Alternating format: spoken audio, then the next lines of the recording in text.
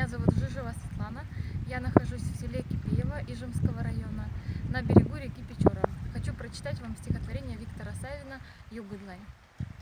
Шинтым гут яс мазми олам, ога теде югыттуй. Шин яс вочны пырми полам, пырми сиджи виджам жуй.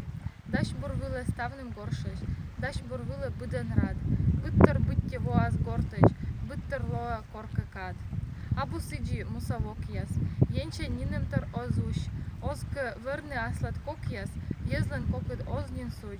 Мыми тедам, мыми кужам, кыджи олам ком ез, мукыдлайын олам кучам, кыны ола кучам ез. Кын мый вычше мушар пашта, кыны бурджик олан ног, кучам шамен, кучам властен, овны долыт либо шок. Темид олам коловежны, коло вошны шинда юр, сек окутай бока кежны, аджам ашным мыймет бур.